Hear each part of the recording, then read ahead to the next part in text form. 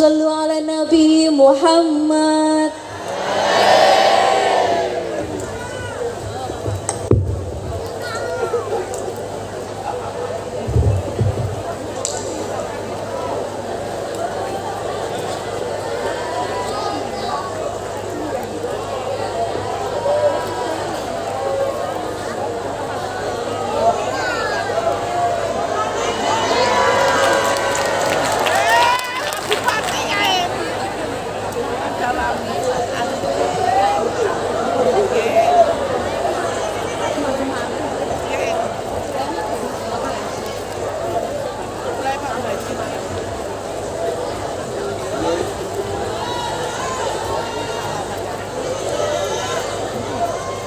Baik, mari kita lanjutkan acara yang sudah amat kita nantikan bersama-sama, yakni Mauidul Hasanah yang akan disampaikan oleh Kiai Haji Agus Muhammad Muafiq. Kepadanya dipersilahkan.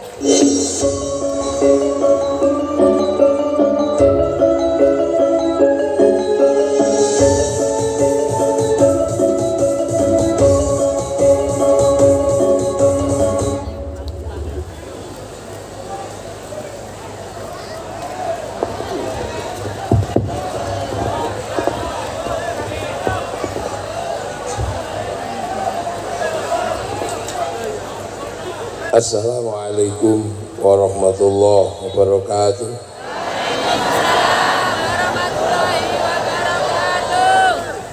Bismillahirrahmanirrahim. Bismillah, alhamdulillah. Wassalatu wassalamu ala rasulillah Sayyidina Muhammad ibn Abdillah wa ala alihi wa ashabihi wa azwajihi wa dhurriyyatihi wa ahli baitihi wa man tabi'ahum bi ihsan ila yaumil qiyamah. Para alim, para ulama, para kiai, susipun Sohibul Bait Gus Hadi Gabal Hormati, pangarsanipun Gus Hasyim, pangarsanipun Pak Wakil Gubernur, pangarsanipun Pak Menteri Pak Muhajir Gabal Hormati, Gus Dia, Pak Bupati, Gus Mizan, komplit kiai kabeh, putune Bapak Syariah, njenengan tentara. Para hadirin wal hadirat ingkang minulya, alhamdulillah. Niki acarane napa to? Khol. Lah. Niki ndase sapi niki. Kula kirimi sapi. Niki ndase niki. Dadi tahun wingi kan kula tau janji. Sok nek kole Bapak Syariah maneh cek gak sepi, tak kirimi sapi. Ampun, tak kirimi sapi niki Jogja niki. Lah niki ndase niki. Kula niku sedih soalnya. Nah, ono acara sae kok gak ono panganane niku sedih. Napa malih niki khol sekaligus mulutan. Niku kudu ono panganane. Lho estu niku, lho nek ono acara kok gak ono panganane niku Pak Wakil Gubernur. Niku kula rada sedih. Pak Menteri, dadi mulane wong Jawa niku senengane mangan. Ale mangan gak mangan kumpul, mosok wis ngumpul gak dikei mangan. Nggih, niku nek teng NU ngoten Pak Majil. Lah kok nek teng Muhammadiyah.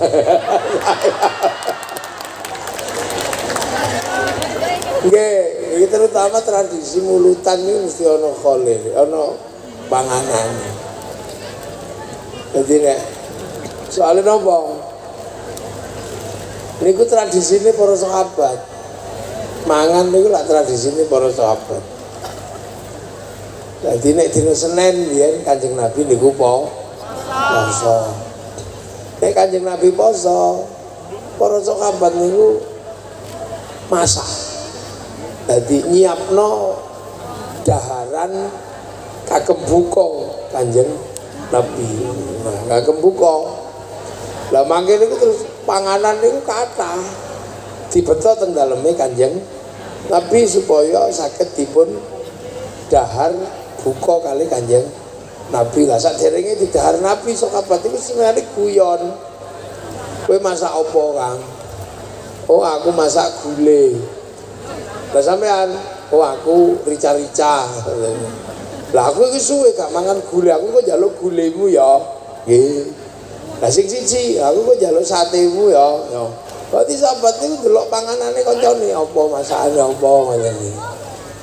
Nah, mangke terus Kanjeng Nabi dipun suwuni donga. Disuwuni donga kali kengken ngicipi gedhi-gedhi ngoten niku. Lah. Begitu Kanjeng Nabi dongane Allahumma barik lana fima razaqtana wa qina adzabannar. Ngoten iki dongane Nabi. Mula panganan sing pun diwaosaken donga barokah barik niku dadi panganan barokah. Nah, panganan barokah niku nek wis didongani dadi daging, daginge daging barokah. Lah daging barokah niku mboten diobong kali geni neraka. Mulane barik lanan niku terusane wakina ala benar. Lah dungane Nabi sing barik niku dados panganan barokah. Lah nek dimaem tiyang kathah kok mboten telas niku sebagian dibeto wangsul sebab panganane barokah. Mula begitu tiga wangsul jenenge berkat. Lah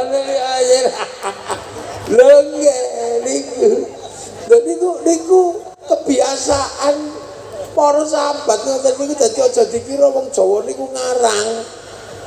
Soale kadang niki tiyang mboten paham dikira wong Jawa niku ngarang. Apa berkat masak-masakane dhewe kok dipangan-pangan dhewe kok barokah kok berkat lho. Wong dongane barokah masih oteke dhewe nek wis bar didongani dadi donga barokah.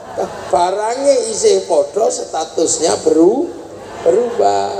Kados lanang kali wedok, Pak Menteri, lanang wedok. Lanang wedok niku klambine ijo, kathoke abang. Sing lanang ya, sing wedok klambine ijo. Terus napa seweke abang budal teng KUA. Lah dateng KUA angkah tu wa zawajtuka qabil tu nikah barakallahu laka wa baraka alaika.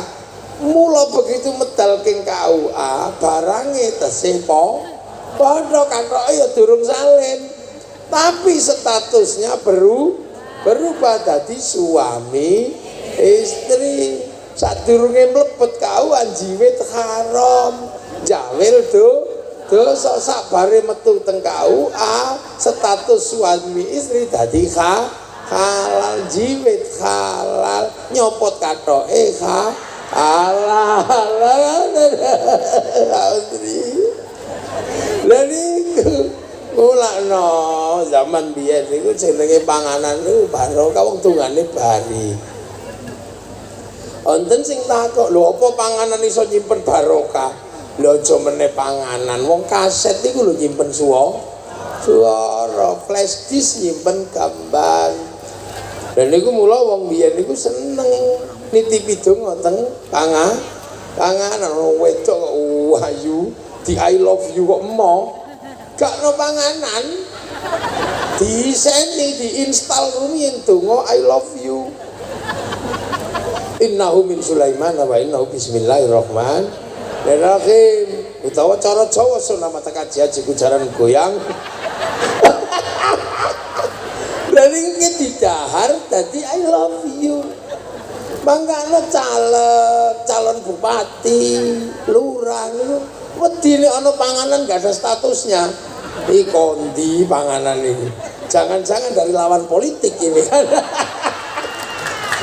Jangan-jangan dari lawan politik iki lagi nek tak pangan kok. Jangan-jangan isine donga linggis. Begitu dipangan ya medengkreng ngene lha niku panganan. Makanya panganan itu di dalam Islam luar biasa. Dongane barik lana, berkahilah kami, ora berkahilah saya. Karena makanan itu melibatkan semesta alam. Dari manusia dan sistem yang terlibat di dalam makanan, oh itu luar biasa besar. Semua terlibat, Pak Majid. Lho nggih. Sing nandur sapa? Dia petani. Petani ini terikat dengan sistem negara. Ditandur di sawah. Sawah terikat dengan BPN, dengan macam-macam. Dia terikat dengan ilmu astronomi untuk mengetahui musim hujan atau tidak. Jadi panganan itu melibatkan disiplin ilmu yang luar biasa banyak. Dari industri pupuk. Untuk apa? Membesarkan makanan. Begitu gede dipanen, melibatkan sistem teknologi panen. Mulai dari ngarit sampai seleb sampai apa. Setelah dimasak melibatkan ilmu permasaan, gawe rice cooker, gawe itu, dan itu semua terlibat. Gak Islam tok, hampir semua masyarakat terlibat, dunia terlibat. Omongnya wis dibumboni, sing nandur cengkeh sopo, sing nandur kunir sopo, sing nandur merica sopo, sedaya terlibat, diuyahi. Wong sewulan gak diuyah, sing diuyah wong Rembang. Sementara wong sewulan gak tahu takok sampean gawe uyahi kalau nguyuh ora. Kan yang tambah garam. Semesta inilah yang membuat kenapa makan itu doanya Allahumma barik lana. Jadi keberkahan kepada kami yang diberikan atas nama kebaikan yang ada di dalam makanan. Makanya doanya Allahumma barik lana, bukan barik lila. Sebab dongane niku barik. Mula panganane jenengane barokah, nek dikomule jenenge berkat. Lho wong Jawa niku sudah hebat untuk yang seperti itu. Cuman kadang nek gak patek Jawa gak paham. Wong Jawa niku artine paham. Nenggen. Ya termasuk lahire Kanjeng Nabi kan napa wa ma arsalna ka illa rahmatal lil alamin. Nabi ini dadi rahmate wong alam kabeh. Cuman waktu medun ning Mekah kondisine jahiliyah. Lho yang disebut jahiliyah itu ndi? Ya Mekah itu jahiliyah. Di tahun itu Jawa ya sudah tidak jahiliyah. Bahwa tadi ono masyarakat jahiliyah, ya masyarakat Arab waktu itu. Apakah Jawa mlebu golongannya jahiliyah? Ya enggak. Jawa tahun 571 Nabi lahir sudah punya kerajaan Kalingga, sudah punya kerajaan Kanjuruhan, sudah punya kerajaan Tarumanegara tahun 400, 300 punya Salokonegoro, 600 punya Mataram, persiapan bangun Borobudur, sudah punya bahasa yang bertingkat, wis komplit. Jadi sebagai sebuah peradaban ketika Rasul lahir di sana, ini sudah maju. Makanya ketika Islam datang adaptasinya paling baik, paling bagus. Adaptasinya paling bagus. Di Mekah masyarakat yang bisa memahami agama masyarakat kota, masyarakat madani. Makanya kan masyarakat kota disebut masyarakat madani. Di Jawa sudah jadi kota-kota berperadaban. Makanya ketemu klik ngono. Nah itulah yang menyebabkan ketika Islam berkembang keluar dari Jazirah Arab, yang ke Eropa di bawah panglima perang, yang nggak klik, menang-menangan, Allah takbir, ya bubar. Yang ke Rusia juga sama, yang ke Cina dibawa oleh pedagang. Sahabat Sa'ad bin Abi Waqqas membawa tradisi berdagang. Masyarakat Cina sudah masyarakat pedagang, makanya sudah tidak ada istimewanya. Nah masyarakat Jawa kalau yang ngomong agama spesifik, agama itu dibawa oleh orang spesifik, namanya Brahmana, kasta di bawahnya kesatria gak boleh ngomong agama, kasta wisya pegawai gak boleh ngomong agama. Jadi Pak Wakil Gubernur itu gak boleh ngomong agama karena pegawai. Nah apalagi sudra, petani pedagang gak boleh ngomong agama. Lah pedagang itu nggak boleh ngomong agama, wong pedagang sudra kok ngomong agama. Maka kalau secara epistemologi pengetahuan kok tiba-tiba ada penjelasan Islam disebarkan oleh saudagar, itu teorinya salah, Bang Haji. Teorinya nggak bener. Jadi kan saya ngomong sama menteri, jadi enak. Sampean ngrungokno ngono tok, nggak apa-apa. Jadi aku tahu ini saya berdiskusi sama Pak Menteri yang kebetulan mengelola kebijakan negara. Itu makanya Islam disebarkan bukan oleh saudagar kalau di Indonesia. Keyakinan para santri Islam disebarkan oleh wali. Lah kenapa wali? Wali itu makomnya Brahmana. Brahmana niku punya cakti, wali punya karomah. Nah itu makanya imbang, dua ini sama-sama la khaufun alaihim walahum yahzanun, karena punya kedekatan dengan Tuhan. Nah, itu. Nah, makanya santri Islam menyebarkan wali, ya itu yang benar. Karena apa? Yang bisa ngimbangi Brahmana ya wali, podo sekti. Lah kenapa wali tidak mengajarkan pertanian? Jawa gudangi petani. Kenapa tidak mengatakan ini Indonesia harus diajari berdagang? Ya Jawa ini gudang perdagangan terbesar. Jung-jung kapal Jawa itu bisa berlayar sampai di ujung di ujung jalur sutra. Macetnya perdagangan Nusantara itu karena apa? Karena jalur perdagangan keluar dari tradisi maritim dikuasai Portugis. 1515 ketika Albuquerque menaklukkan Malaka, kita dikunci. Nah tradisi itu menjadi semakin gila di zaman Belanda. Indonesia masuk Belanda, Singapura, Malaysia masuk Inggris, Traktat London. Traktat London. Makanya oleh Inggris, Singapura, Malaysia dikasih 1 jam lebih awal dari waktu Jakarta. Itu loh, panganan teko rame. Nah itu makanya Indonesia kalah 1 jam dari waktu Jakarta. Bursa efeknya buka 1 jam lebih awal daripada bursa Singapura dan daripada bursa Jakarta. Nah itulah maka perpindahan waktu dari Jakarta ke IKN adalah salah satu siasat untuk mengambil peran di dunia digital agar kita tidak ketinggalan waktu dari Singapura dan Malaysia. Ini kan persoalan negara. Belum gitu kan tepuk sing banter. Cuman sayangnya kita ini kadang nggak percaya. Milih presiden itu menghabiskan biaya triliunan. Terpilihlah satu orang dengan pilihan terbanyak Pak Jokowi, tapi karena kadang kita itu iseng, lebih percaya sama Rocky Gerung. Orang yang nggak ada yang milih, nggak ada yang apa, gitu. Orang mau mengatakan Gus Dur itu kurangnya banyak, nggak apa-apa. Tapi Gus Dur pernah dipilih oleh orang se-Indonesia. Pak Amin walaupun hebat kayak apa, belum pernah dipilih menjadi presiden Indonesia. Lo kan gitu. Loh, sampai mau mengatakan Pak Muhajir mau kurang pinter, kurang apa, beliau dipilih menjadi menteri. Lah kalau sampai lebih pinter, kenapa sampai yang nggak dipilih? Nah kan ini beda. Ini tradisi kita suka begitu. Jadi mengatakan bahwa kadang kita ini merasa lebih baik. Nah negara itu seperti itu. Makanya waktu itu petani nggak boleh ngomong agama, ya wali. Lah cuman kadang orang bertanya, referensi wali ini dari mana? Kok bisa wali tiba-tiba membangun ini? Nah, wali itu kalau butuh sesuatu itu nggak pakai referensi. Wali itu download. Wali itu download. Allah ini kan punya sistem cloud ini di langit itu, pusat data kan, punya cloud. Harddisk gedenya itu, cloud itu.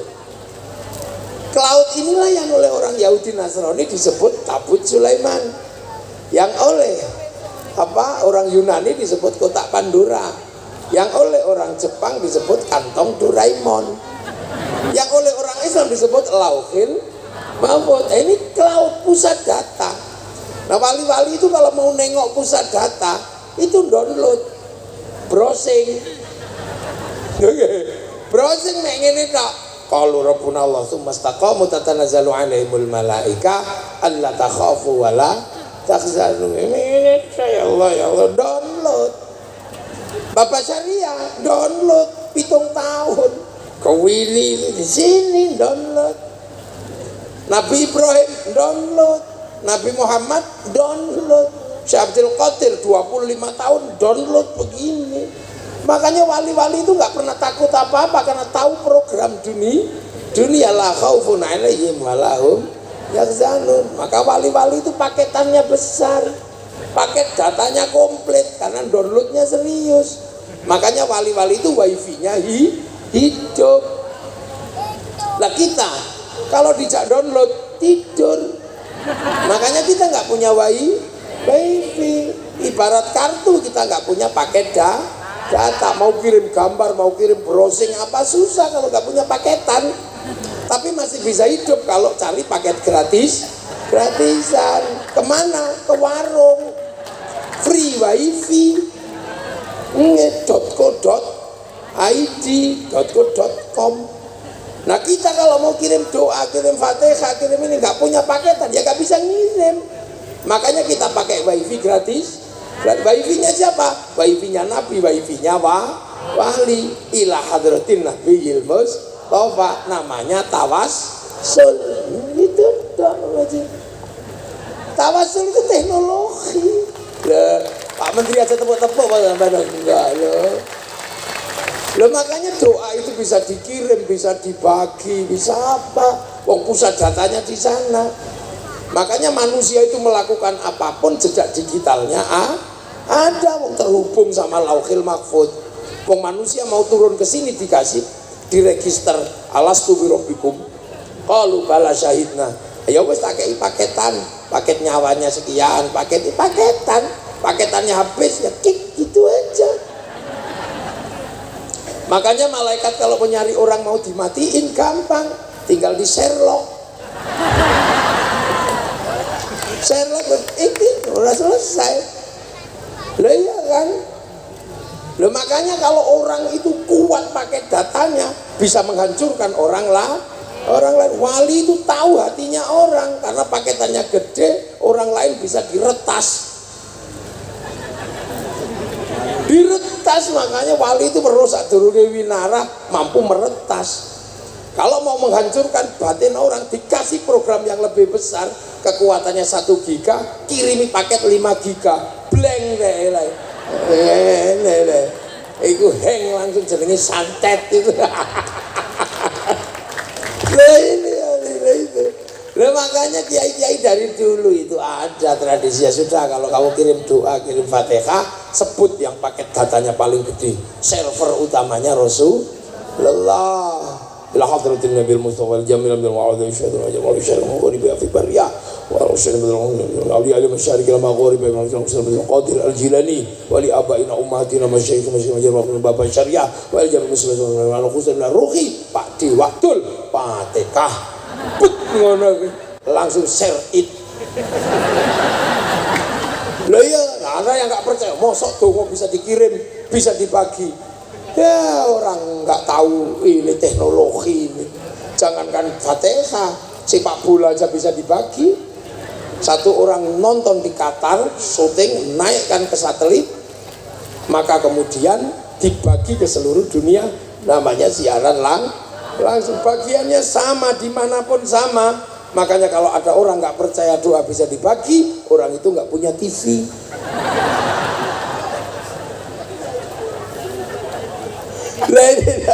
Jadi kita ini sebenarnya ini kita call, kita apa? Ini kan sebenarnya kan cari wifi gratisan. Iya kan? Pemancar utamanya di mana? Ya di Mekah sana, itu pemancar utama. Awwala baiti wudi'a lin-nasi lalladzi bi Bakkah mubarakah. Makanya Nabi Ibrahim ketika kehilangan sinyal Tuhan, matahari, apa bulan, ke situ cari sinyal ke situ. Rabbana inni askantu min dzurriyyati biwadin ghairi dzi zar'in 'inda baitikal muharram Rabbana liyaqimus sholata faj'al afidatan minan nasi tahwi ilaihim warzuqhum minas thamarati la'allahum yashkurun. Pemancar ditancapkan di situ disebut makom Ibrahim. Kita di sini fawalli wajhaka syatrul masjidil haram. Itulah yang nunjukin sinyal di situ siapa? Nabi Muhammad. Maka ketika bangun sinyal Allahu Akbar, kita pakai Allahumma sholli ala sayyidina Muhammad, dan jangan lupakan jasa Ibrahim kama shollaita ala sayyidina Ibrahim. Lan niku walladzina ja'u min ba'dihim yaquluna rabbana ighfir lana wa li ikhwanina alladzina sabaquna bil iman. Itu konsep itu. Loh, makanya Indonesia ini ketika ketemu dengan nabi nggih, yang ahsanuhum khuluqan, akhlak terbaik, rahmatan lil alamin, ya enak. Sana datang ke sini jadi rahmat, tidak jadi masalah. Jangan sampai Islam datang kok jadi perkara itu rusuh namanya. Makanya ketika Islam datang ke sini disebut tanaman kazar'in akhraja syat'ahu fa'azarahu fastaghladha fastafa'ala suqih yu'jibu zurra aliyaqidhu bihimul kuffar. Ayat itu pertama wakafa billahi syahidah, Rasulullah sendirian bersyahadat ya, Muhammadur Rasulullah, tapi nggak ada yang kenal di situ, makanya sendiri. Makanya disebut jahiliyah, karena di sana nggak ada yang kenal. Karena apa?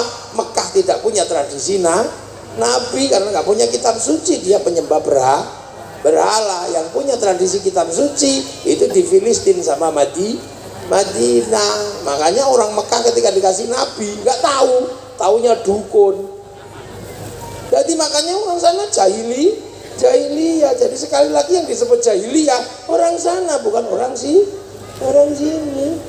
Yang dikafir-kafirkan sama Allah ya orang sana, bukan orang sini. Ini kan harus dipahami, ini problem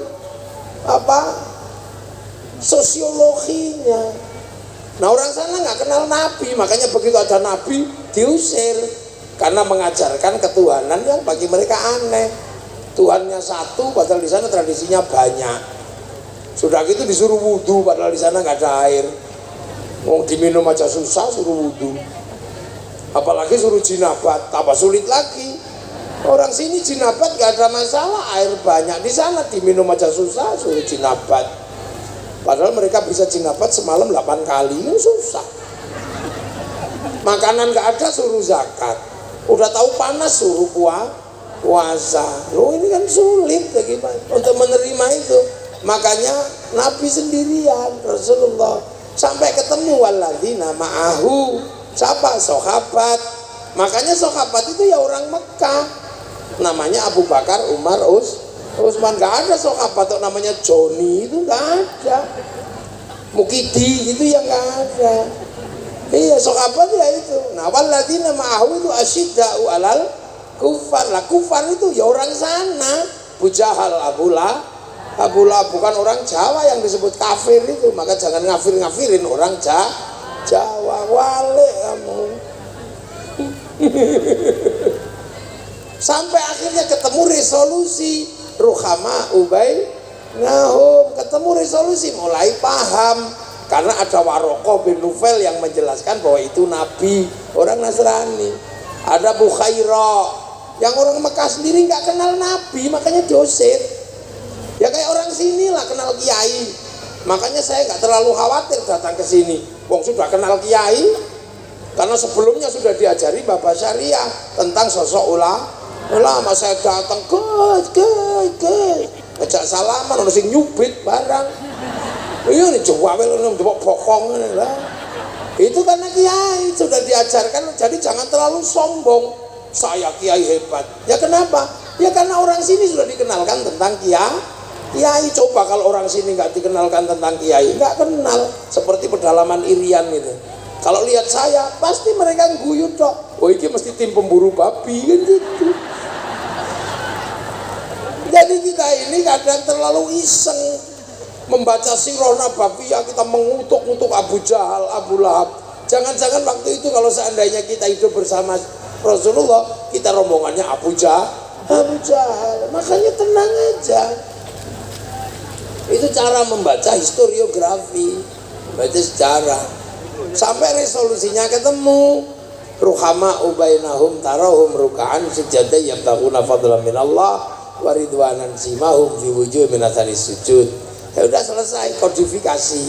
Habis itu nopo? Mataluhum fit Taurat wa mataluhum fil Injil kazar'in. Islam itu sudah digambarkan di Taurat, digambarkan di Injil seperti tanaman. Maka kunci keberhasilan Islam dimanapun adalah bagaimana cara menanam. Makanya orang Yahudi, orang Nasrani kalau mau menghancurkan Islam gampang, hancurkan cara menanam. Makanya tanam dengan cara Indonesia. Kalau ditanam dengan cara Arab ya nggak masuk dong tanah Indonesia. Makanya kayak saya ini ditanam di sini, kasih nama Kiai. Karena sebelumnya orang sini tahu hebat itu Kiai, tapi harus ingat Kiai itu bukan cuma manusia. Ada kebo Kiai Slamet, ada tombak Kiai Pleret. Maka Kiai harus ngerti teman-temannya. Makanya kalau bulan suro keris Kiai tombak Kiai Sengkelat minta dimandiin, ya harus dimandiin sebagai sesama teman, mandikanlah kan gitu. Lah ya harus paham. Iya, karena kita ini yang paling utama namanya Kiai Haji. Kiai-kiai yang lain sudah kita kalahkan, masuk jalur atas juga gak didusi. Nah iya kan, Allah sampai di sini tanam sini pangeran. Sama orang Sewulan disebut sing ngecat Lombok. Nabi Kanjeng Nabi sholat sembahyang gitu. Akhirnya nggak ada masalah karena orang sini sudah ngerti sembahyang, ngerti langgar, peradabannya sama, lebih maju. Ya sama kayak sekarang kalau orang nggak paham pasti marah. Itu orang Jepang kalau datang ke sini ngamuk dia karena di sini yang namanya RE King disebut Honda. Hondamu apa? Mio. Ya ngamuk. Ini ngawur ini bid'ah ini pasti begitu. Wong ini mau Yamaha kok Honda. Sampai di sini apapun minuman botol namanya aku seluruh pembalut softtek di sini itu. Seluruh makanan instan namanya sarimi. Maka nggak usah marah. Iya kan, kalau lebaran nggak usah emosi. Ya, kalau lebaran jangan emosi. Karena kalau lebaran seluruh makanan bungkusnya kongwan. Begitu dibuka isinya renggi. Ngono nek gak paham ora Jawa. Makanya wong Jawa itu wong sing gampang paham. Makanya kiai yang ngerti, kalau ustad belum paham karena dia durung Jawa. Apa meneh sing rung rabi karo wong Jawa, kok tambah rapate paham Jawa. Lho ngono. Kanca-kanca FPI ora patek Jawa iki. Kanca-kanca Wahabi ora pati Jawa.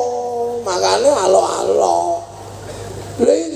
Lah karena wong Jawa paham. Sebelum Islam datang peradabannya sudah maju.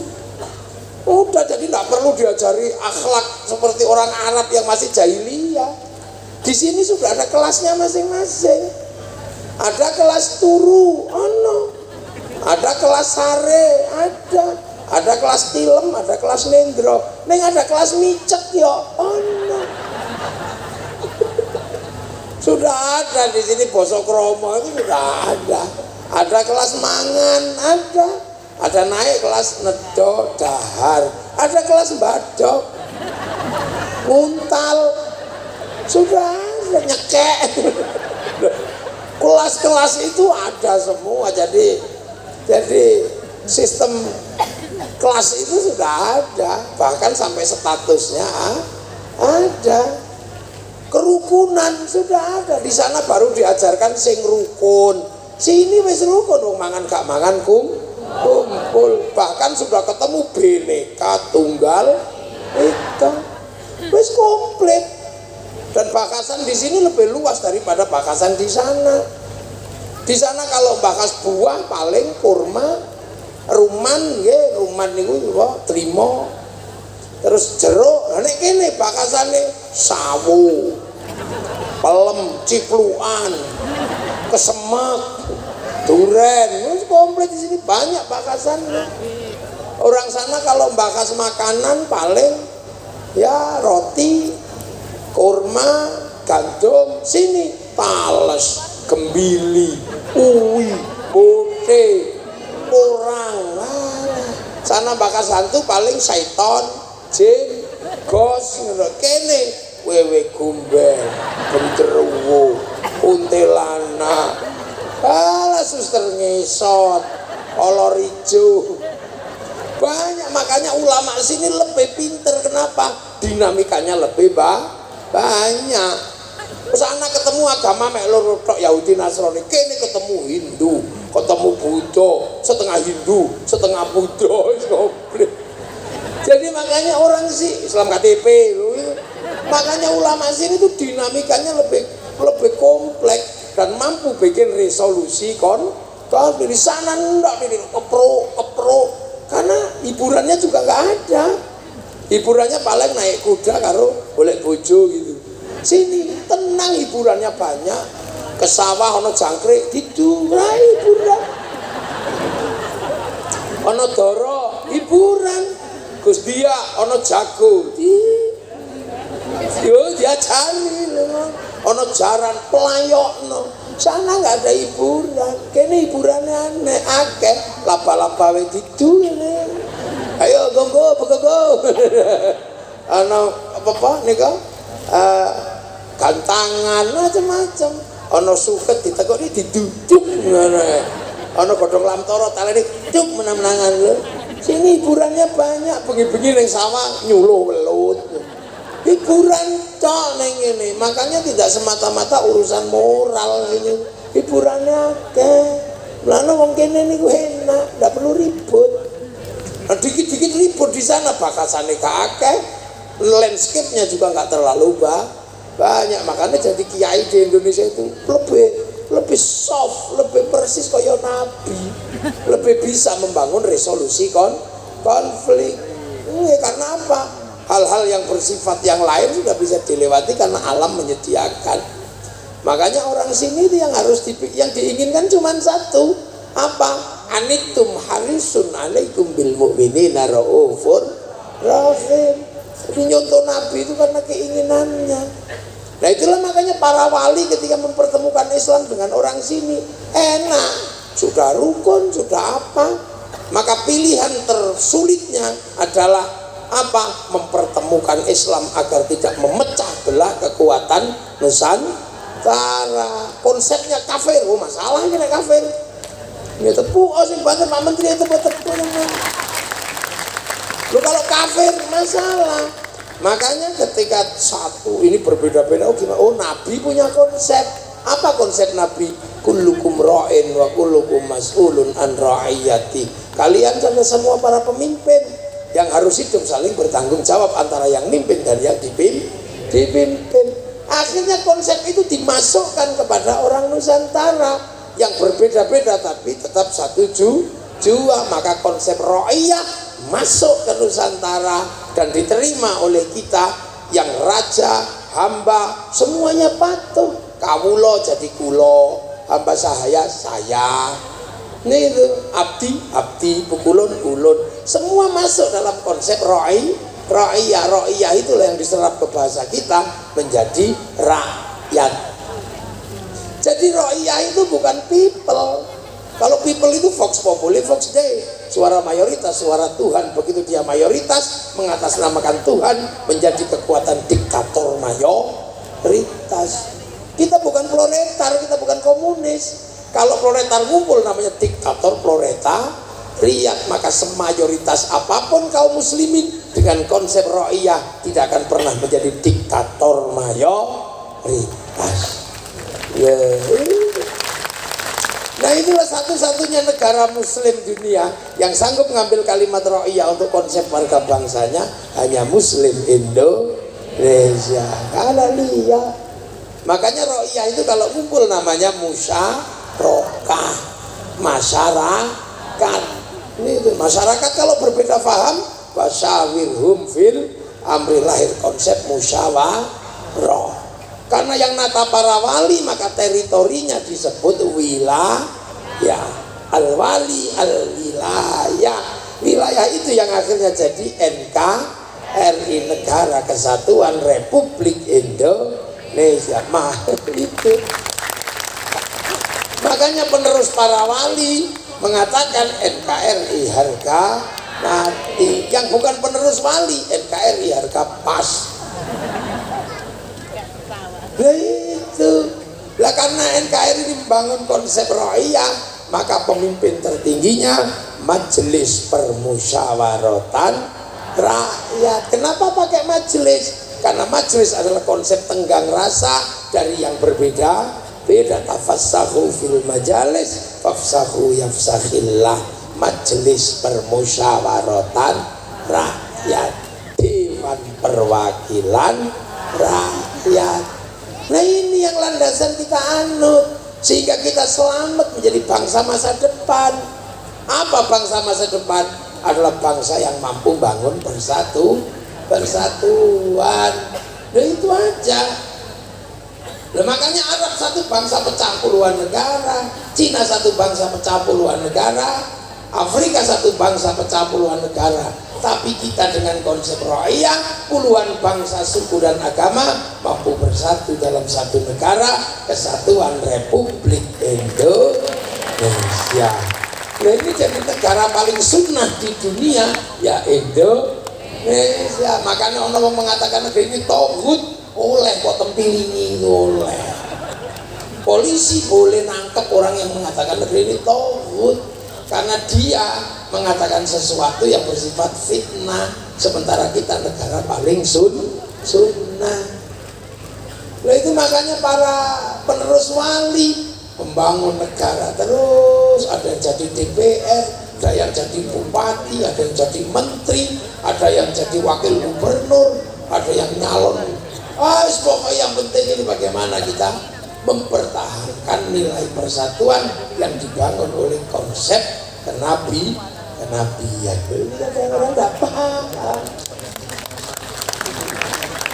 Nah itulah makanya kita ini selalu membangun persatuan. Makanya santri slogannya pakai bahasa Al-Quran, wa'tasimu bihablillahi jami'an wa la tafarraqu, jangan tercerai-berai. Makanya kita ini begitu bilang NKRI, kita nggak main-main.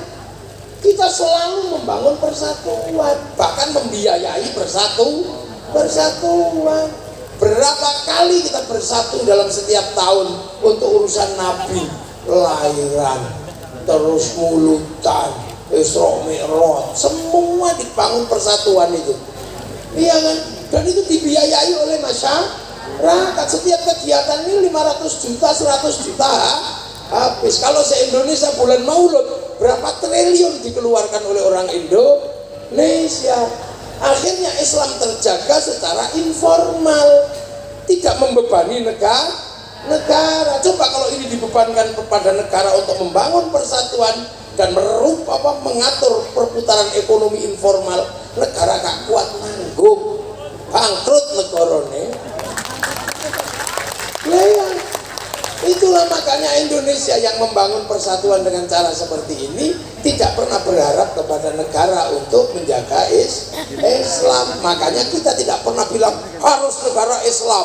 Enggak, Islam kita jaga secara bersama-sama. Makanya yang nggak punya sistem seperti ini selalu mengatakan khilafah harus terbentuk di Indonesia. Karena apa? Mereka hanya membayangkan yang bisa menjaga Islam hanya negara, sementara kita secara umum masyarakat bisa menjaga negara, membiayai. Itulah Indonesia. Nah, makanya santri Pak Muhajir tidak pernah membayangkan mari kita dirikan khilafah. Nggak perlu. Kenapa? Islam terjaga dengan cara seperti ini, dibiayai. Sekali datang kayak begini aja berapa pembiayaannya. Loh. Dan berapa roda ekonomi yang jadi diputar seperti ini? Berapa? Semua habis di sini setiap tahun. Makanya santri untuk membiayai negeri itu tidak terlalu kuat ekonominya, karena habis untuk membiayai kebersamaan. Maka ketika santri bikin sekolahan ya tak maksimal, karena duitnya habis untuk acara-acara seperti ini, menjaga seperti ini. Maka tugas negara mengalokasikan yang lebih gede untuk santri yang sudah banyak mengolah negara. Yang lain lo nggak tahu mulutan duit utuh, nggak tahu hol duit utuh. Maka sekolahannya bagus, masjidnya lah santri rumah sakitnya lah santri duwe wis entek dienggo koyo ngeten iki. Makanya kewajiban negara untuk memberikan timbal balik, ya, kasih fasilitas lebih. Kalau tanpa seperti ini habis kekuatan negara, ruang persatuan terjaga. Lu coba arep donga kiai ini tok sing donga, santrine amin amin. Pokoknya amin, nek kepegelen amin. Kiai ini paham, walhamdulillahirabbil alamin. Begitu sing donga banyak diajak ke alun-alun medion, namanya istighosah kubra. Begitu sampai sana, yo bakul tahu jualan, pelalon berjalan, es teh jual, sprit semua berjalan. Roda ekonomi berputar, pasar bergerak, sektor informal berjalan. Loh ini sholawat yang tadinya sendirian, ya Rasulullah salamun alaikum, deng. Ono sing ya Nabi salam alaika, ya Rasul salam alaika, anglia numpak. Begitu banyak yang ingin sholawatan, diajak ke alun-alun, namanya Madiun bersolawat. Wah, kalau sudah sampai sana laku semua. Yang punya sonnya laku, yang punya syutingnya laku. Pom bensin terserap untuk beli bensin angkutan motor, mobil. Sampai di sana orang jual spanduk laku, jual slayer laku, sampai gagang pancing laku. Loh, ini kekuatan ekonomi rakyat yang luar biasa. Persatuan terjaga, ekonomi berputar. Padahal mestinya itu tanggung jawab negara. Tapi negara biar ngurus yang lain, kita urus persatuan, kita urus kebersamaan. Nah, kenapa? Tinggalane poro wali itu main. Nah yang datang Habib Syekh, ya ya kain putih laku semua. Nah sing teko mafia sholawat kain hitam laku semua. Segala yang ada dalam hidupmu cos. Loh, ada orang mati, kita kumpul, terjaga kebersamaannya.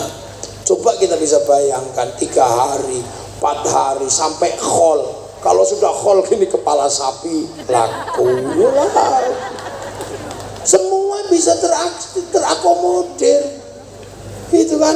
Terus nanti setelah 7 hari khol, terus ziarah ke makam para leluhur, bis pariwisata laku, elep laku, sampai di makam wali jual nasi laku, jual katok laku, sampai copet bisa hidup di makam para wali. Itu coba kalau negara yang nanggung bangkrut, kukut rungkat. Lu coba lah itu sampai di makam, coba kalau di makam Bapak Syariah itu la ilaha illallah, la ilaha illallah. Ini belum selesai, sak rombongan teko meneh sallallahu makam. Ini belum selesai, satu rombongan datang lagi, ila kadratin nabiyil mustafa mukamatin sallallahu alaihi wasallam Fatihah.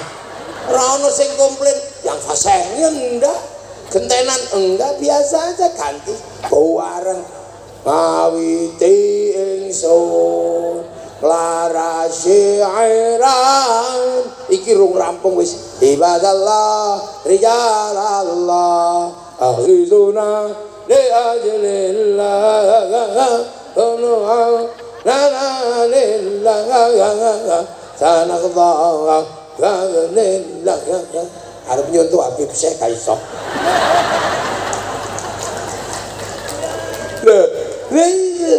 terus tiba-tiba lagi rame gitu, ada satu orang masuk, copet ini kira-kira. Ternyata akhirnya apa? Buka sakit deh, bawa speaker, rombongan saking sewulan ditengkoteng bis.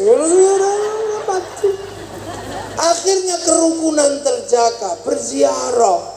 Orang sewulan ziarah ke Jombang, mencintai tanah Jombang karena ada makam gurunya.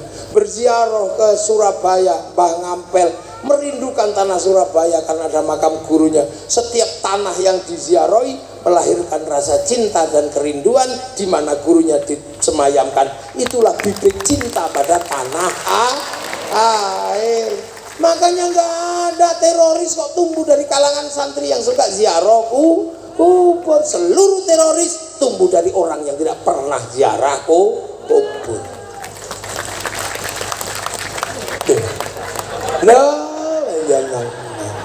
Makanya polisi, TNI nggak usah mencurigai santri, nggak akan jadi teroris.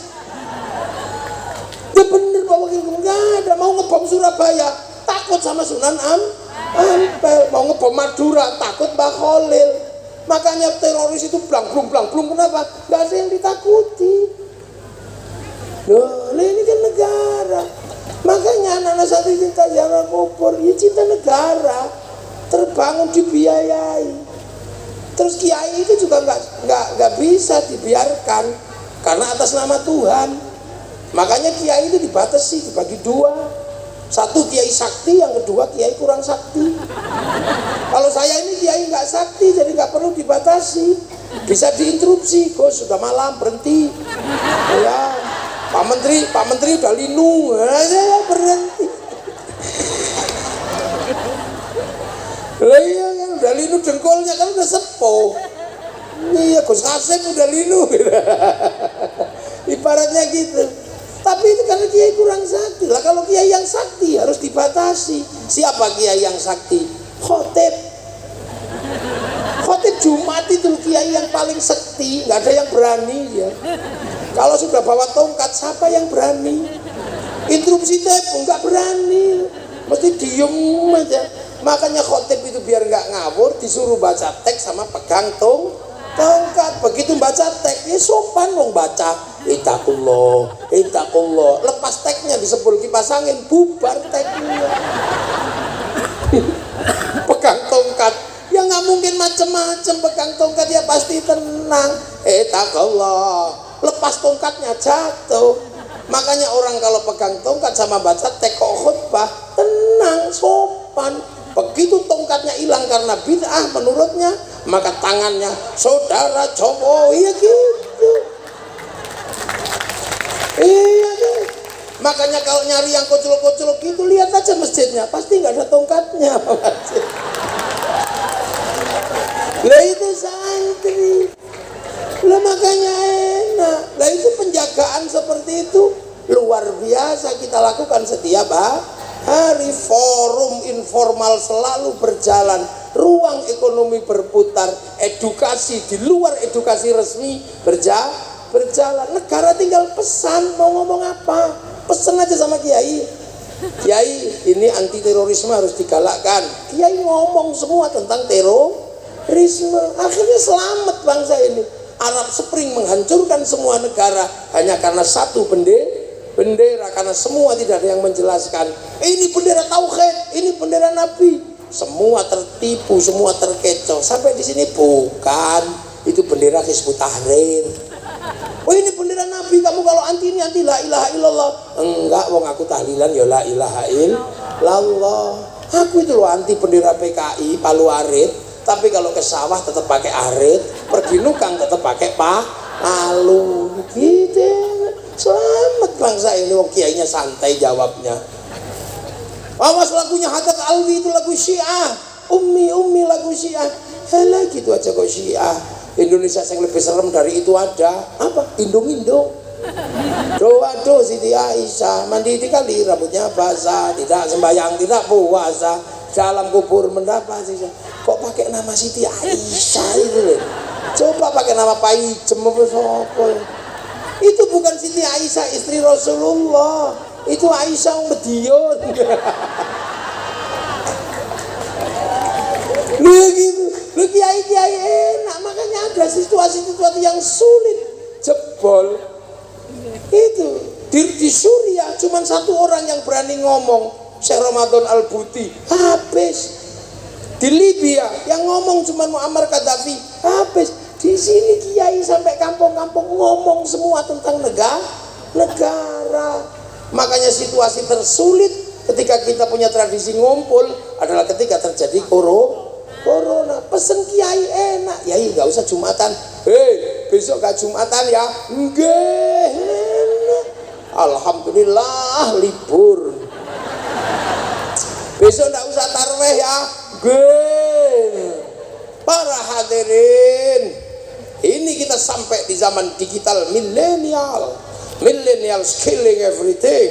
Para hadirin semua, orang milenial hidupnya cuma dari 2 hal, dari mulut dan dari jempol. Makanya mulut milenial gak bisa ditahan, bisa ngomong apa saja karena medsos memungkinkan untuk itu para hadirin.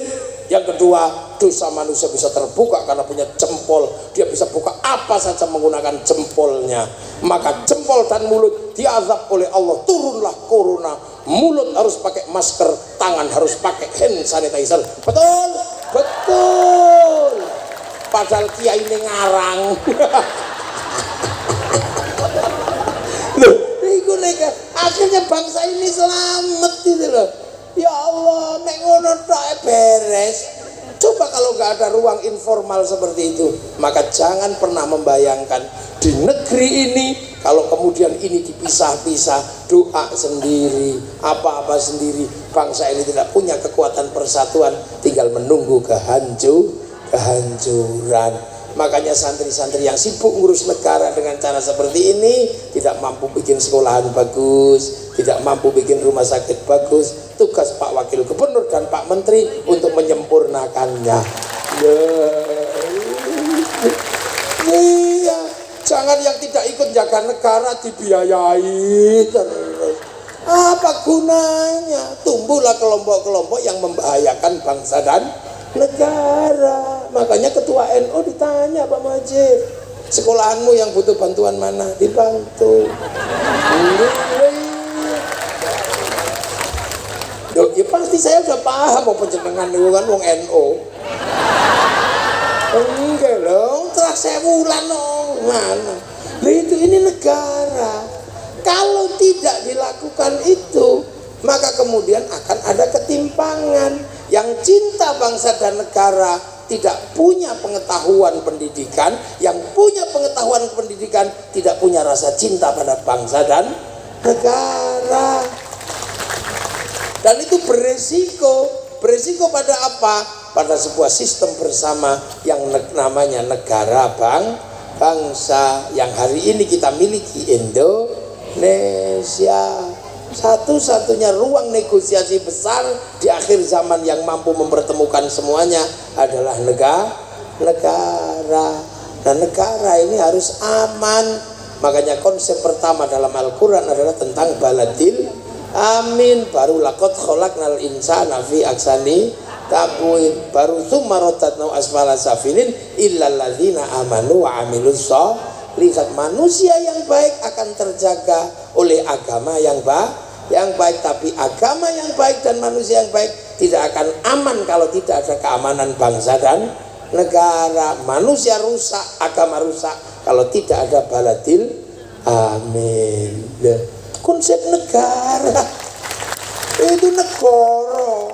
Itu loh. Makanya orang-orang yang menjaga manusia, orang-orang yang menjaga amanu wa amilus sholihat, ini punya ruang khusus di hadapan Allah. Apa? Falahum ajrun ghairu mamnun, dapat pahala yang gak akan pernah berhenti. Makanya wali-wali itu kenapa makamnya rame? Karena apa? Hidupnya ngurus manusia, tidak pernah mundur dari persoalan manusia. Makanya ketika lahir rame, meninggal rame, kuburannya rame oleh manusia. Kalau seumur-umur yang dipikir cuma wedhus, begitu mati yang ziarah ya wedhus. Nguyuh tok wedhuse lunga, makanya kuburan nggih.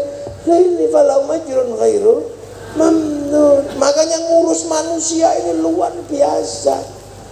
Nah itulah para wali. Lah Bapak Syariah bagian dari itu. Makanya Bapak Syariah punya ruang publik yang demikian gede ketika hidup sampai meninggal. Ya jangan salah, kalau anak cucunya mendapatkan barokah dari ruang publik yang dibangun oleh para pendahulunya. Karena orang-orang soleh itu punya warisan kebaikan. Buktinya apa? Loh, Nabi Musa sama Nabi Khidir. Nabi Musa sama Nabi Khidir itu ribut. Ada orang anak kecil dibunuh, ada perahu dibolongi, ada minta minum di kampung nggak dikasih, tapi malah bangun rumah. Nabi Musa, ya Khidir, engkau ini diminta minum aja nggak dikasih, ngapain bangun rumah? Kamu nggak ngerti Musa, bahwa di dalam tanah yang rumahnya roboh ini ada tinggalan orang tuanya dulu. Sekarang anaknya kecil-kecil, itu jatahnya dia. Lah orang tuanya statusnya apa? Wa kana abuhuma sholihan. Makanya orang-orang soleh itu didoakan semua. Orang mau NU mau Muhammadiyah sama-sama mendoakan orang soleh. Wa ala ibadillahis sholihin. Mau berawal dari Allah, dari at-tahiyatul lillah, at-tahiyatul mubarakah, nggak berani meninggalkan wa ala ibadillahis sholihin. Makanya orang soleh itu dapat pancaran doa seluruh dunia. Makanya orang soleh itu instalasinya bisa dinikmati orang sekitarnya. Iya, orang sekitarnya bisa menikmati pancarannya orang soleh karena diinstal oleh jaringan yang nggak kelihatan dari setiap orang yang menyebut wa ala ibadillahis sholihin. Maka berada di sekitar orang soleh, hati kita menjadi tentram. Makanya tombo hati paling enak kumpuli wong soleh. Maca Quran angen-angen sak maknane angel. Salat wengi lakonono angel. Ayo petengiro ingkang luwe angel. Zikir wengi ingkang suwe angel. Paling gampang ngancani wong soleh udut. Ngancani wong soleh ngene karo ngene iki bayai. Iki bayai ayam. Makanya orang soleh itu nggak mau dia menjadi sebuah circle yang hanya sendiri. Maka circle-nya orang soleh diperbesar ketika doa bareng-bareng sampai barokahnya turun pada orang jual tahu, jual komplit. Dan itu adalah ruang yang tidak bisa difasilitasi oleh negara. Makanya itu kita lakukan, dan dari situ kita menjaga persatuan bangsa dan negara. Walaupun tidak ada investasi, artinya tidak ada lapangan kerja, kita masih bisa menjaga munculnya sektor informal. Informal pilihannya cuma dua. Kalau nggak punya nyali ya kaki lima, kalau punya nyali maling. Tanya Pak Wakil Gubernur. Makanya investasi itu berhubungan dengan lapangan kerja. Lapangan kerja berhubungan dengan pekerjaan. Tanpa lapangan kerja informal itu pilihannya dua, kaki lima atau maling. Di Indonesia kaki lima tumbuh, maling tidak tumbuh karena kiai selalu berbicara innallaha ma'as-shabirin. Jadi kiai-kiai ini jangan dianggap sekedar hiburan. Enggak, ini dalam rangka kerja besar tentang nation state, tentang government, tentang state, tentang negara. Jadi ya makanya wali-wali ini melahirkan generasi yang seperti ini karena beliau pernah bikin wilayah. Nah, makanya sekarang bagaimana kita jaga agar anak-anak kita aman, kita selamat, kita menjadi manusia masa depan. Bangunlah rasa cinta pada bangsa dan negara agar semua terlindungi. Amerika kenapa bangkit? Karena dia bangun kecintaan pada bangsa dan negara. Hollywood setiap hari cerita tentang kehebatan Amerika, dari Wild Wild West sampai The Last of the Mohican. Kalah dengan Vietnam bikin Rambo 1 sampai 6. Kalah dengan Cina bikin American Shaolin, American Kung Fu. Kalah dengan Jepang bikin American Samurai, American Ninja. Bahkan samurai terakhir dari Amerika namanya Tom Cruise dalam film The Last Samurai. Ya, Cina kenapa bangkit? Karena anak-anak dijaga rasa cinta pada bangsanya. Dia bangkitkan dari film ular putih sampai ular hijau, dari Sun Gokong sampai Wong Fei Hung.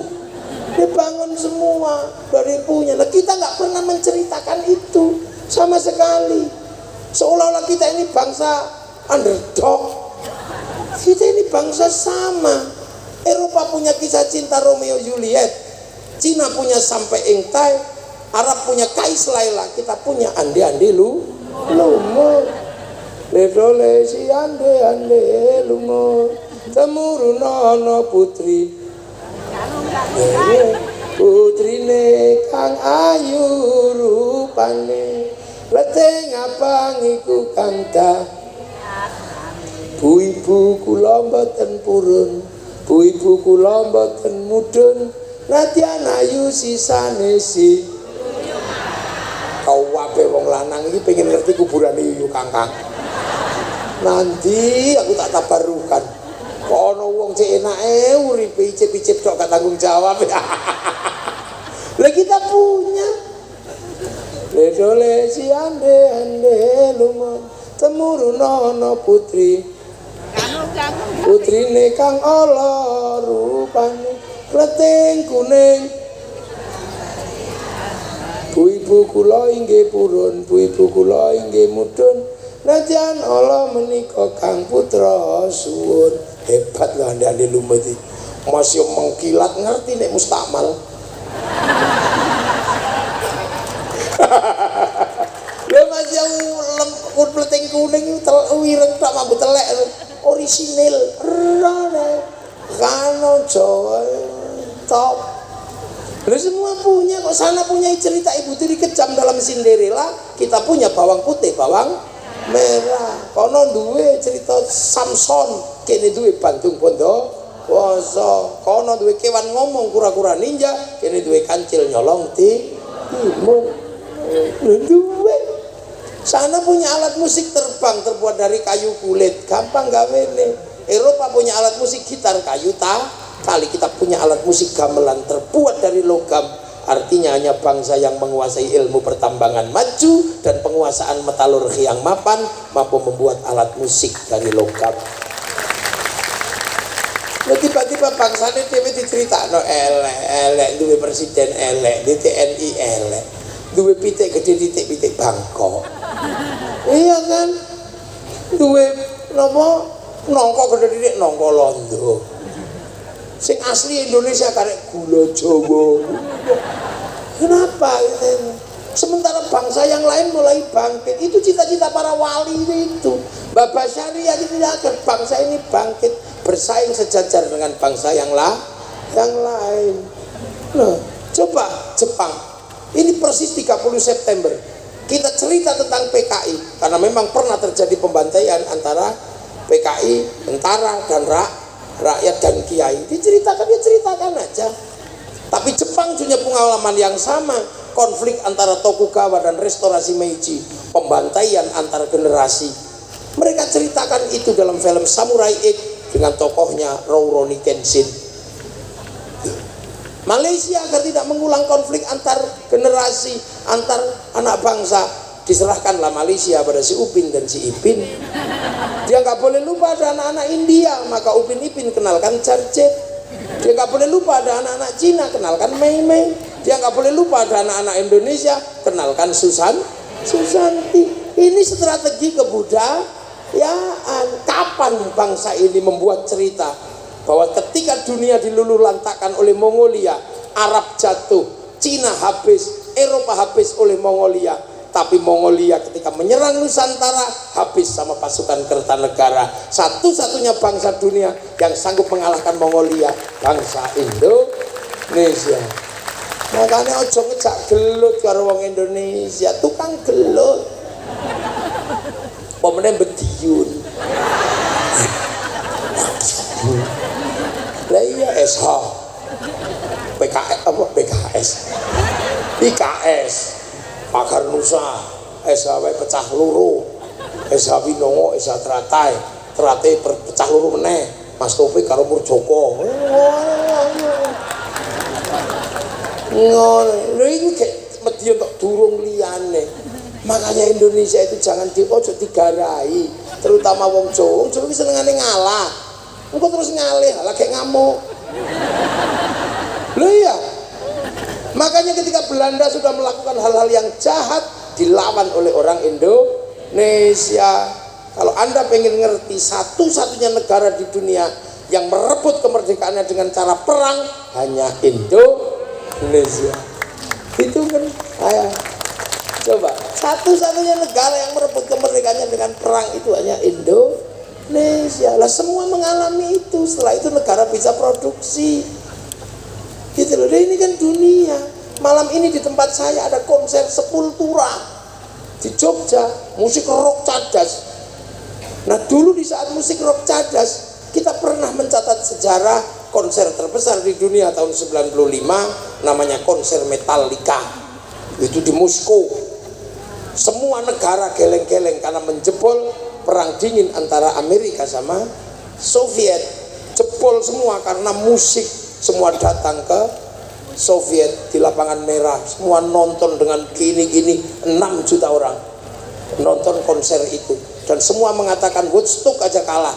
Dan tidak akan pernah dalam sejarah konser bisa dikalahkan dengan 6 juta penonton. Tapi begitu musim corona, kalah sama BTS. Diajar sama BTS sekali konser yang nonton 100 juta orang. Seminggu konser 4 kali, sebulan 16 kali.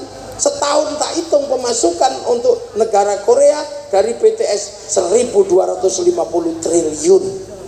BTS tok dulu liane, ayo. Makanya kita ini punya kekuatan-kekuatan yang harus dihitung. Maka Pak Menteri saya pesan, maju bagaimana kita punya huruf dalam negeri yang disepakati dalam domain internasional, yang bukan ABCD. Cina mendaftarkan hurufnya waktu algoritma disepakati di domain internasional, sehingga dia berani ngelawan Amerika, dia berani ngelawan Amazon dengan Alibaba, dia berani ngelawan WhatsApp pakai WeChat, dia berani ngelawan Facebook pakai QQ Runner. Kita belum bisa melawan itu. Maka ratusan triliun diambil oleh Facebook dan WhatsApp setiap bulan dari Indonesia. Itu duit semua.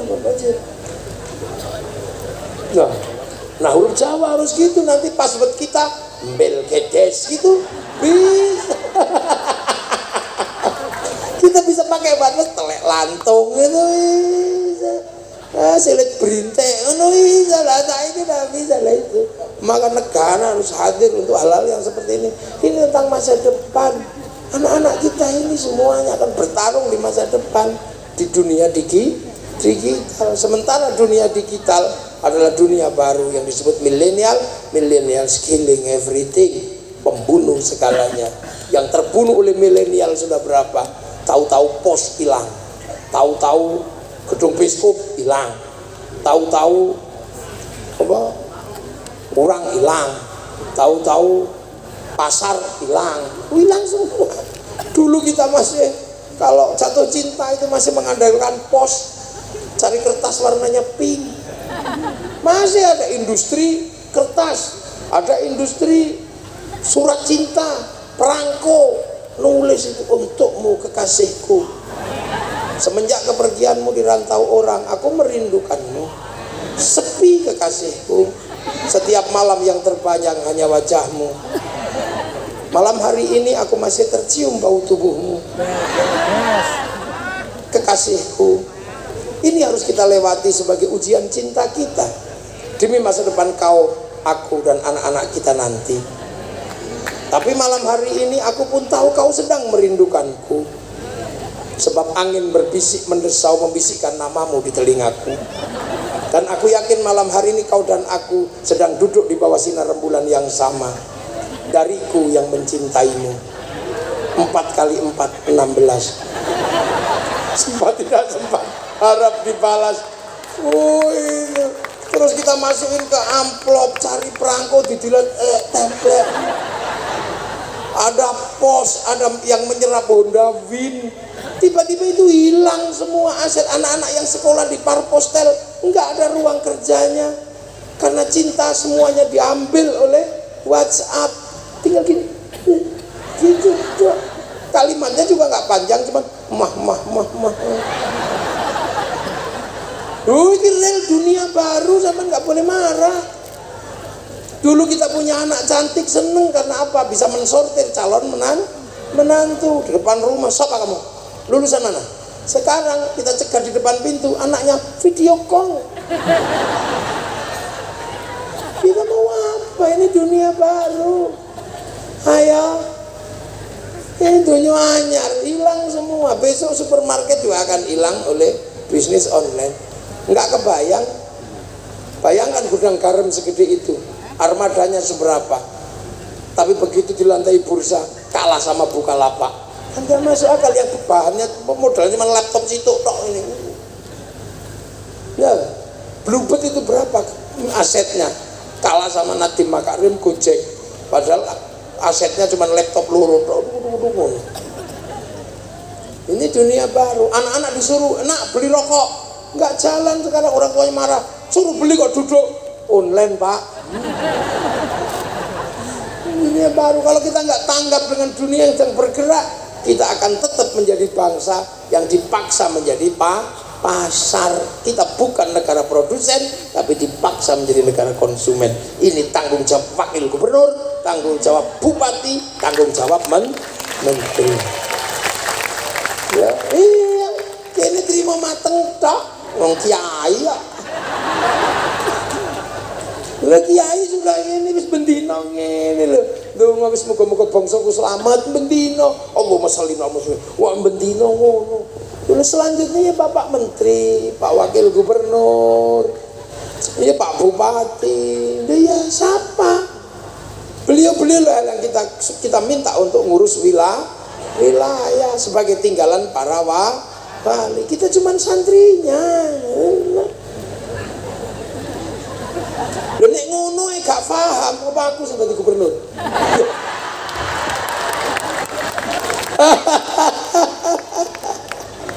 Paham, cuman kan bahwa hal seperti itu harus dikerjakan secara sistemik dan sistematis.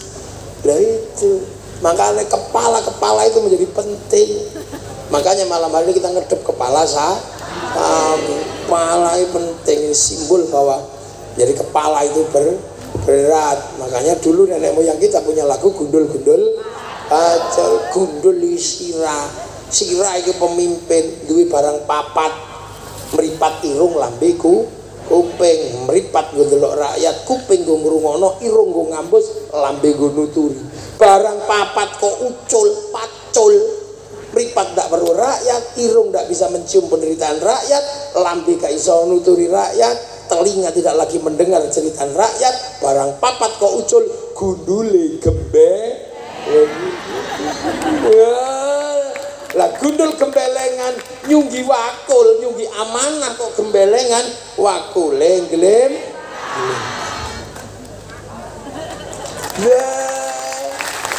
Makanya nggak ada kok di Indonesia terus. Udah ada, itu bukan Indonesia ya, gundul wajar jala gembelengan, ngono wis ngono. Kenapa wali-wali itu mempunyai wilayah? Kalau wali-wali di Mekah, di Yaman itu wali yang punya keramat tok, urung duwe sini wali punya wilayah. Makanya di sini perjalanan manusia purna di Indonesia. Ya ayuhan nas, menungso. Jadi iblis ribut, malaikat sudah dilewati. Inna khalaqnakum min dzakari wa unsa, menghasilkan terbunuhnya Habil, itu dilewati. Wa ja'alnakum syu'uban wa qabaila, terjadilah berbangsa-bangsa, suku-suku, kalian harus saling mengerti. Itu sudah dilewati bangsa Indonesia. Bangsa Indonesia sudah melaju ke titik mana? Inna akramakum indallahi atqakum, pokoknya kowe takwa, kamu baik, kamulah orang terbaik. Nggak ditanya lagi sukumu apa, nasabmu siapa, bangsamu siapa. Maka di Indonesia kalau bisa mikir nasabmu siapa, aku mundur balik ke zaman jahiliyah. Kenapa kaget? Ya memang begitu. Tadi bupati wis gak ditakokno iki trahmu sapa wis gak, pokoke pinter di dhuwit ya wis baru. Tadi menteri ya pokoknya pinter, ya sudah. Tadi wakil gubernur ya pokoknya apik wis. Kita sudah sampai di fase itu. Ngapain kita mundur lagi ke belakang? Nanya suku, nanya turunan, lewat itu. Inna akramakum indallahi atqakum, tinggal menunggu perjalanan berikutnya. Mayyattaqillaha yaj'al lahu makhraja wa yarzuqhu min haitsu la yahtasib. Tinggal nunggu bahwa kita akan selalu punya jalan keluar. Mayyattaqillaha yaj'al lahu makhraja law anna ahlal qura amanu wattaqau la fatahna. Fase itu akan kita lewati. Kalau kita suku, turunan, nasab, mundur mana kita itu? Itu bangsa masih kuno, itu bangsa masa lalu. Kalau masih ngurus itu nggak akan selesai, karena konflik selalu akan terjadi karena perbedaan suku, perbedaan ras. Kita sudah menganut konsep ra'iyah, berbeda-beda tapi hidup saling bertanggung jawab. Matur nuwun. Assalamualaikum warahmatullahi wabarakatuh.